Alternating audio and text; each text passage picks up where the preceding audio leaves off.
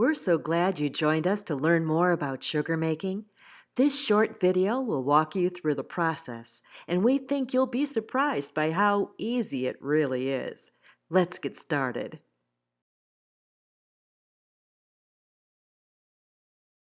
First, you'll need to find a maple tree. Sugar or hard maple is the best, as it has the sweetest sap. You can also tap silver maple, box elder, birch, and even black walnut. The easiest time to find a tree is in the late summer or early fall, when the tree is in full leaf. Sugar maples have the brightest, most vibrant autumn colors. Choose a tree that is at least 12 inches in diameter and has a healthy crown of leaves. Larger trees can handle multiple taps. Another way to find a maple tree is to look at the leaves. Maple leaves typically have 5 lobes. 1, 2, 3, 4, 5. Sugar maple leaves are rounder with a U-shaped valley in between each lobe. Silver and red maples are pointier with a V-shaped valley and white or silver underside. Seeds are differently shaped too, and sugar maples drop seeds in the fall, while silver maples drop seeds in the spring. Mark each tree with bright surveyor's tape like this. It's weather resistant and will really stand out in the woods come next spring. You can find this at most hardware or building supply stores. So, how many trees should you tap? Each tap hole will produce about 12 gallons of sap, which cooks down to 1 quart of syrup. You most likely already have the tools you need: portable drill or hand brace, a hammer, and a wood boring drill bit that matches the size of the spile. In this case, 5/16 inch. You'll also need a tape measure and, of course, taps or spiles and tubing. For collecting sap, clean food-grade containers with lids are a must, and it's especially handy to have an extra transfer bucket to carry from tree to tree when collecting sap. Mark the drill bit at 1 1/2 inches from the tip so you know when to stop drilling. Now you just wait for the weather to turn sappy.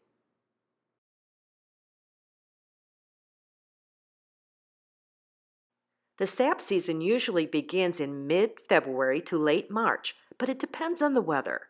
When the nights are below freezing and daytime temperatures are in the 40s, expect the sap to start running and head out to your sugar bush. Locate a spot on the tree about 3 to 4 feet off the ground.